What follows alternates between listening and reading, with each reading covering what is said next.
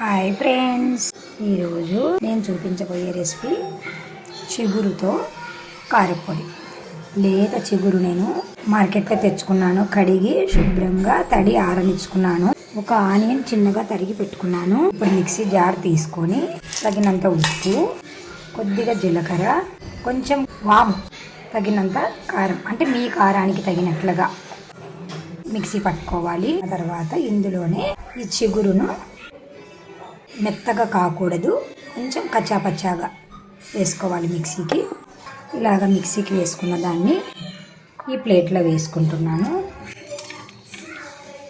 ఇప్పుడు ఈ మిగిలిన చిగురును కూడా అలాగే వేసుకోవాలి కచ్చాపచ్చాగా. ఈ 2 సార్లు వేసిన దాన్ని అంతా బాగా కలుపుకోవాలి. ఫస్ట్ కారం పొడి వేసాం కదా, ఫస్ట్ వేసిన దాంట్లో రెండో దాంట్లో లేదు కాబట్టి ఇట్లా బాగా అంతా మొత్తం కలుపుకోవాలి. పెన్నం పెట్టుకున్నాను. కొంచెం ఆవాలు, కొద్దిగా జీలకర్ర, కొంచెం వాము, మినప్పప్పు, శనగపప్పు కొంచెం ఎక్కువ వేసుకోండి, బాగుంటుంది. అందులోనే కొన్ని వేరుశనగ గుండ్లు గోల్డెన్ బ్రౌన్ కలర్ వచ్చేంత వరకు వేయించుకోవాలి. చాలా టేస్ట్ ఉంటుందండి. ఈ సీజన్లో చిగురు బాగా వస్తుంది కదా మనకు. మీరు ఏ సీజన్కు ఆ సీజన్లో వచ్చేటివి పిల్లలకు పెద్దలకు వండి పెడుతూ ఉండండి ఫ్రెండ్స్. చాలా విటమిన్స్ ఉంటాయి. చిగురులో సి విటమిన్ ఎక్కువగా ఉంటుంది. చిన్నపిల్లలకి పంటి సమస్యలు రాకుండా చూస్తుంది సి విటమిన్.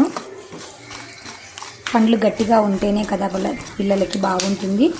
అందులో ఇప్పుడు పిల్లలు చాక్లెట్లు ఎక్కువ తింటారు కాబట్టి మీరు వాళ్ళకి జాగ్రత్తలు తీసుకోండి ఫ్రెండ్స్, జబ్బులు రాకుండా పంటికి. ఇవి వేగాయి కదా, ఇప్పుడు ఉల్లిపాయలు వేసుకొని వేయించుకోవాలి. నేనైతే చాలా హెల్త్ గురించి జాగ్రత్తలు తీసుకుంటాను ఫ్రెండ్స్. మీరు కూడా తప్పకుండా హెల్త్ గురించి జాగ్రత్తలు తీసుకోండి ఫ్రెండ్స్. జాగ్రత్తలు తీసుకున్నామంటే హాస్పిటల్స్కి వెళ్ళే పని ఉండదు ఫ్రెండ్స్. కాబట్టి మీరు తప్పకుండా హెల్త్ గురించి జాగ్రత్తలు తీసుకుంటూ ఉండి నేను చేసే విటమిన్స్ ఉన్న వంటలన్నీ మీ కుటుంబానికి చేసి పెట్టండి ఫ్రెండ్స్. ఇవి వేగాలి కాసేపు.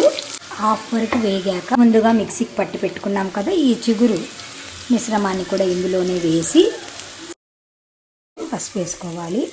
మీకు సిమ్లో పెట్టుకొని 5 మినిట్స్ వేయించుకుంటే చాలా టేస్టీగా ఉంటుంది. అన్నంలోకైనా ఉప్మాలోకైనా చాలా బాగుంటుందండి. ఇది చాలా సింపుల్ రెసిపీ ఫ్రెండ్స్, చాలా టేస్టీగా ఉన్న రెసిపీ. మా అమ్మ చాలా ఓపిక్గా అన్ని హెల్త్ బెనిఫిట్స్ ఉన్న ఆహారాన్ని మాకు పెట్టేది ఫ్రెండ్స్.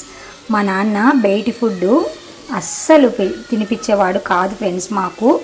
మా అమ్మ మా నాన్న మా ఆరోగ్యం గురించి చాలా జాగ్రత్తలు తీసుకున్నారు కాబట్టే మీకందరికీ ఇలాంటి సింపుల్ రెసిపీలన్నీ చేసి నేను చూపించగలుగుతున్నాను ఫ్రెండ్స్. తప్పకుండా మా ఛానల్ని ఆదరిస్తూ మా వంటలు చేసిన తర్వాత ఎలా వచ్చాయో మాకు కామెంట్ రూపంలో తెలియచేయండి ఫ్రెండ్స్. By bye friends.